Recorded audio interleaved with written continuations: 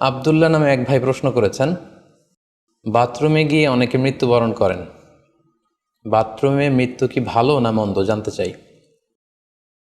প্রিয় ভাই আবদুল্লাহ, আপনার এই প্রশ্নের উত্তরে বলবো যে পৃথিবীতে যতটি প্রাণ আছে প্রতিটি প্রাণকেই মৃত্যুবরণ করতে হবে। সূরাত আলী ইমরানের 185 নম্বর আয়াতে আল্লাহ তাআলা ইরশাদ করছেন, কুল্লু নাফসিং যায়িকাতুল মাউত, অর্থাৎ প্রতিটি আত্মাকে মৃত্যুর স্বাদ আস্বাদন করতে হবে।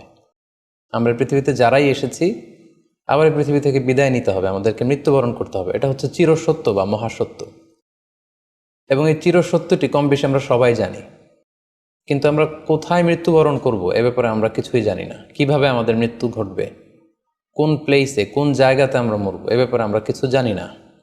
এবং সে ব্যাপারে সূরাতুল লোকমানের 34 নম্বর আয়াতে আল্লাহ তাআলা ইরশাদ করছেন, ওয়ামা তাদরি নাফসুম বিআইয়ি আরদিন তামুত ইন্নাল্লাহা আলিমুন খবীর। অর্থাৎ কোনো মানুষই জানে না, কোনো প্রাণী জানে না যে সে কোন প্লেসে, কোন জায়গায় মৃত্যুবরণ করবে। এ ব্যাপারে শুধুমাত্র কেবলমাত্র আল্লাহ তাআলাই জ্ঞান রাখেন। ইন্নাল্লাহা আলিমুন খবীর, তিনি মহাজ্ঞানী এবং সব ব্যাপারে তিনি খবর রাখেন। তাহলে কোরআনের এই দুটি আয়াতের মাধ্যমে আমরা জানতে পারলাম যে আমরা প্রত্যেকেই মৃত্যু স্বাদ আস্বাদন করতে যাচ্ছি, আমরা মরবো এটা নিশ্চিত, কিন্তু কোথায় মরব, কোন জায়গায় আমাদের মৃত্যু ঘটবে, সংঘটিত হবে, এই ব্যাপারে আমরা কিছুই জানি না। এবার যদি আমরা সরাসরি প্রসঙ্গে আসি, সেটা হচ্ছে বাথরুমে গিয়ে যদি কেউ মৃত্যুবরণ করে, হ্যাঁ সেটা হতে পারে। বাথরুমেও কেউ মৃত্যুবরণ করতে পারে, এবং অনেক সময় আমরা শুনেছি যে বাথরুমে অনেকে ইন্তেকাল করেছেন, মৃত্যুবরণ করেছেন। এখন এই বাথরুমে মৃত্যুবরণ করা এটা ভালো কি মন্দ, এটা তিনি জানতে চেয়েছেন। আসলে বাথরুমের ভেতরে কেউ মৃত্যুবরণ করলে এটা ভালো মৃত্যু নাকি খারাপ মৃত্যু, এ ব্যাপারে কোনো হুকুম দেওয়ার বা ডিসিশন দেওয়ার সুযোগ আসলে আমাদের নেই, কারণ এ ব্যাপারে ইসলাম আমাদেরকে কিছু জানায়নি। কারণ নিছক বাথরুমের ভেতর মৃত্যু যদি হয় তাহলে এটা খারাপ মৃত্যু বা খারাপ সাইন, সে জাহান্নামে যাবে, এরকম কথা বলার কোনো সুযোগ নেই। নিছক একটা নির্দিষ্ট জায়গায় কারণ মৃত্যুর কারণে এটা খারাপ মৃত্যু বা ভালো মৃত্যু বলে আসলে কোনো ধরনের সিদ্ধান্তে আসা যায় না। কারণ বাথরুমে নানাভাবে মানুষের মৃত্যু হতে পারে। কেউ হয়তো অজু করতে যেয়ে বাথরুমের ভিতরে মৃত্যুবরণ করেছে, অথবা কেউ গোসল করতে যেয়ে মৃত্যুবরণ করেছে, এটাও হতে পারে, অথবা প্রাকৃতিক কাজ সারতে যেয়ে বাথরুমে তার মৃত্যু হয়েছে। এর কোনোটির ক্ষেত্রেই এই মৃত্যুটি খারাপ মৃত্যু এভাবে কোনো সিদ্ধান্তে আসা যাবে না। সিদ্ধান্তে আসা যাবে এভাবে, অথবা ধারণা করা যাবে, প্রবল ধারণা করা যাবে এভাবে যে সে তার জীবনটা কিভাবে কাটিয়েছে।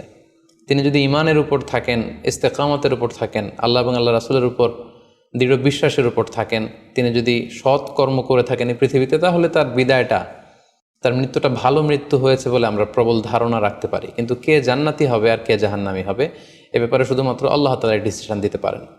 এক্ষেত্রে অনেকে একটি হাদিসের মিস ইন্টারপ্রিটেশনের কারণে এই ধরনের ধারণা করে থাকতে পারেন, যে হাদিসটি সহিহ বুখারীতে এসেছে। আল্লাহর হাবিব সাল্লাল্লাহু আলাইহি ওয়াসাল্লাম বলেছেন, ইন্নামাল আমালু বিল খাওয়াতিম, অর্থাৎ মানুষের কর্মফল নির্ধারিত হয় তার শেষ কাজের উপর ভিত্তি করে। তার শেষ জীবনটা যদি ভালো হয় তাহলে তার মৃত্যুটা ভালো হয়েছে বলে ধরা হবে। এই হাদিসের মিস ইন্টারপ্রিটেশনের কারণে অনেকে হয়তো ধারণা করতে পারেন যে বাথরুমের ভেতরে কারো মৃত্যু ঘটলেই সেটা খারাপ মৃত্যু। আসলে ব্যাপারটি এমন নয়।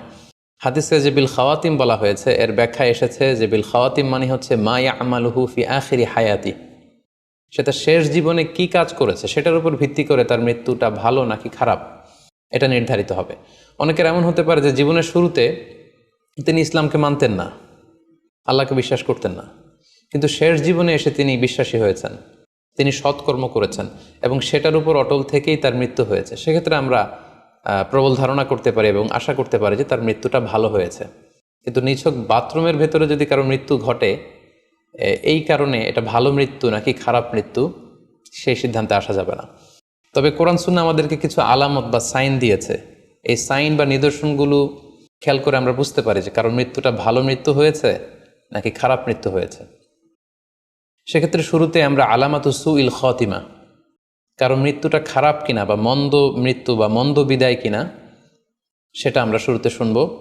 সেক্ষেত্রে আমরা যদি কোরআন সুন্নাহর দিকে তাকাই তাহলে দেখব যে কোরআন সুন্নাহ আমাদেরকে জানিয়েছে কেউ যদি আত্মহত্যা করে মৃত্যুবরণ করে তাহলে এটা আমরা বলতে পারি যে এটা একটা খারাপ মৃত্যু ছিল। কারণ আল্লাহ রাসূল সাল্লাল্লাহু আলাইহি ওয়াসাল্লাম ইরশাদ করেছেন, সহিহ বুখারীতে এসেছে, মান কাতালা নাফসাহু বিশাইইন উযযিবা বিহি ইয়াউমাল কিয়ামাহ, যে ব্যক্তি তার নিজেকে যেই জিনিস দিয়ে আত্মহনন করবে বা আত্মহত্যা করবে, কিয়ামতের দিন তাকে সেই শাস্তি দেওয়া হবে। লেটসে কেউ যদি ছুরি দিয়ে স্ট্যাবিং করে তার প্রাণ হনন করে, জাহান্নামে সে কেবল জাহান্নামের ছুরি দিয়ে নিজের পেটের ভেতরে এরকম ছুরিকাঘাত করতেই থাকবে, এটাই হবে তার শাস্তি। কেউ যদি বিষ পানের মধ্য দিয়ে সুইসাইড করে, তাহলে জাহান্নামে তার শাস্তি হবে জাহান্নামের বিষ খেয়ে খেয়ে সে এই কষ্ট বা শাস্তি ভোগ করবে। কেউ যদি গলায় দড়ি দিয়ে বা ওড়না পেঁচিয়ে গলায় ফাঁস লাগিয়ে সুইসাইড করে, তাহলে আল্লাহ রাসূল সাল্লাল্লাহু আলাইহি ওয়াসাল্লামের হাদিস অনুযায়ী জাহান্নামে সে গলাতে শুধু ফাঁস লাগাতেই থাকবে। তাহলে আল ইন্তিহার মানে সুইসাইড, আত্মহত্যা করে যদি কেউ মারা যায়, সেক্ষেত্রে আমরা বলতে পারি যে এটি খারাপ মৃত্যু ছিল, মৃত্যুটি ভালো ছিল না। তাছাড়া কোনো ব্যক্তি যদি কবিরা গুনাহ সম্পাদন করা অবস্থায় ইন্তেকাল করে, লেটসে কেউ মদ পান করা অবস্থায় তার মৃত্যু ঘটেছে, কিংবা ব্যভিচার করা অবস্থায় তার মৃত্যু ঘটেছে, কিংবা কারো উপর সে জুলুম বা অত্যাচার করছিল, এরকম বড় কোনো কবিরা গুনাহ সম্পাদন করা অবস্থায় যদি কারো মৃত্যু ঘটে যায়, সেক্ষেত্রে বলা যেতে পারে যে মৃত্যুটি খারাপ ছিল।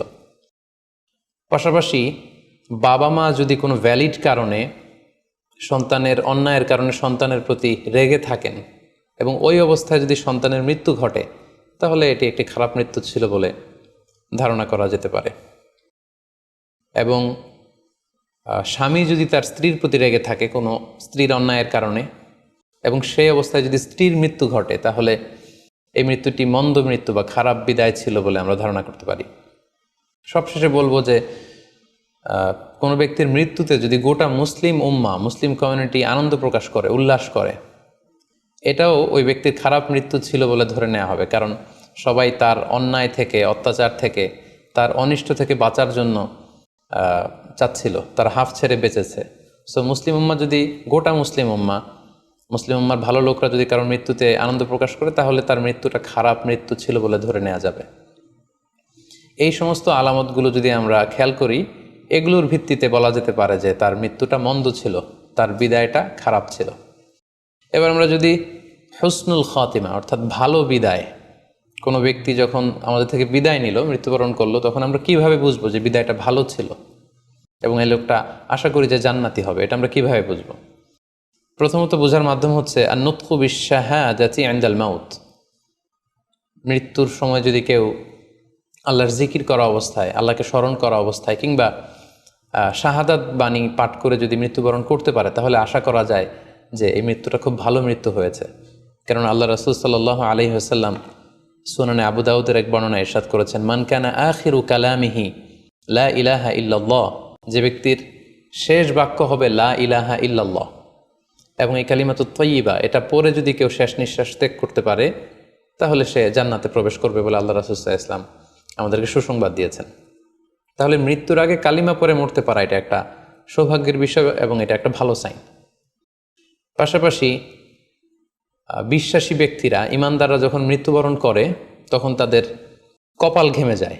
অর্থাৎ মৃত্যুর পরে মৃত ব্যক্তির কপালে হাত দিয়ে যদি আমরা দেখতে পাই যে কপাল ঘেমে আছে, ইটস সোয়েটিং, প্রচণ্ড ঘামছে, এটা দেখেও আন্দাজ করা যেতে পারে বা ধারণা করা যেতে পারে যে মৃত্যুটা ভালো হয়েছে। কেননা সুনানে তিরমিজির বর্ণনায় আল্লাহ রাসূল সাল্লাল্লাহু আলাইহি ওয়াসাল্লাম ইরশাদ করেছেন, আল মুমিনু ইয়ামুতু বিআরাকিল জাবিন, বিশ্বাসীরা যখন মারা যায় তখন তাদের কপাল ঘেমে যায়।